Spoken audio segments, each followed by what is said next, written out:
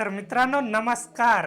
आज मी तुमच्यासाठी ना एकदम जबरदस्त, एकदम टेस्टी आणि एकदम भन्नाट चवीची आपल्या कर्नाटकामधली ना एक रेसिपी घेऊन आलोय। तिथली एकदम फेमस अशी ही रेसिपी आहे, ती म्हणजे मँगलोरियन फिश फ्रायची रेसिपी आहे की नाही। एकदम जबरदस्त, तुमच्यापैकी बऱ्याच लोकांनी खाल्लेला असाल।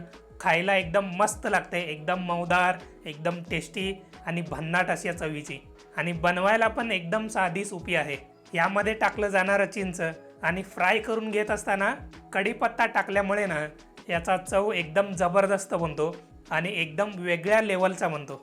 चला तर मग आजच्या व्हिडिओमध्ये आपण बघून घेऊयात मसाला कसा तयार करून घ्यायचा, कसा फ्राय करून घ्यायचा, याची संपूर्ण माहिती आपण या व्हिडिओमध्ये बघून घेऊयात। आता बोलण्यामध्ये जास्तीचा वेळ न घालवता फटाफट आपण रेसिपीला सुरुवात करूया।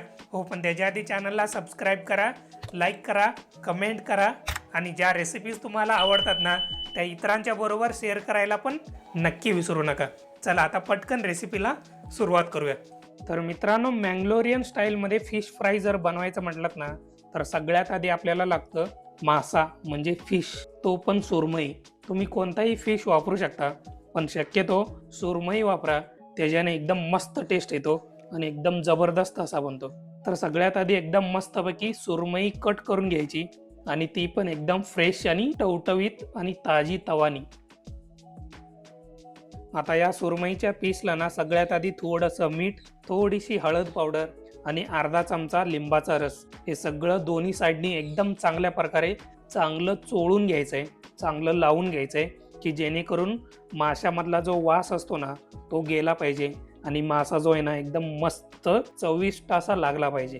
तर त्यासाठी या तीन गोष्टी माशाला चांगल्या प्रकारे लावून घ्यायचं आहे आणि एक 15 ते 20 मिनिटासाठी मॅरिनेट होण्यासाठी ठेवून द्यायचं आहे। आता काय होतं की बऱ्याच लोकांना माशामधला जो वास असतो ना तो खपत नाही, म्हणजे आवडत नाही। तर अशा वेळी ही जी स्टेप आहे ना ती खूप महत्त्वाची आहे, ती नक्की करून घ्या।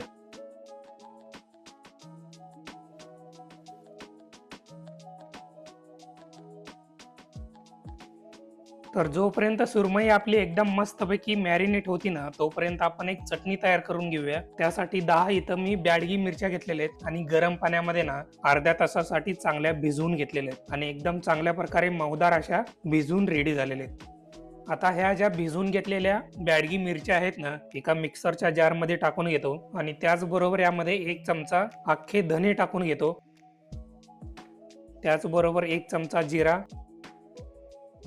15-20 लसणाच्या पाकळ्या, 1 इंच आलं आणि त्याचबरोबर सगळ्यात महत्त्वाचं चिंच 3-4 बिटुकुले टाकून घ्या। जर तुमच्याकडे पेस्ट असेल तर 2 चमचे टाकून घ्या। 6 ते 8 कढीपत्त्याची पानं, 1 चमचा लिंबाचा रस चांगला यामध्ये पिळून घ्यायचा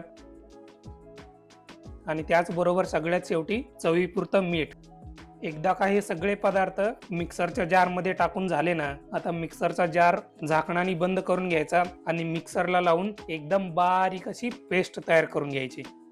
आता हा जो मसाल्याचा पेस्ट आहे ना मॅरिनेट करायला ठेवलेल्या सुरमईवरती पण चांगल्या प्रकारे लावून घ्यायची आहे दोन्ही बाजूनी आणि अजून एक 15 ते 20 मिनिटासाठी मॅरिनेट होण्यासाठी ठेवून द्यायचे, की जेणेकरून मसाल्यांचे जे फ्लेवर्स असतात ना ते सुरमईमध्ये चांगले उतरतील आणि सुरमई एकदम मस्त बनेल, एकदम टेस्टी असा बनेल।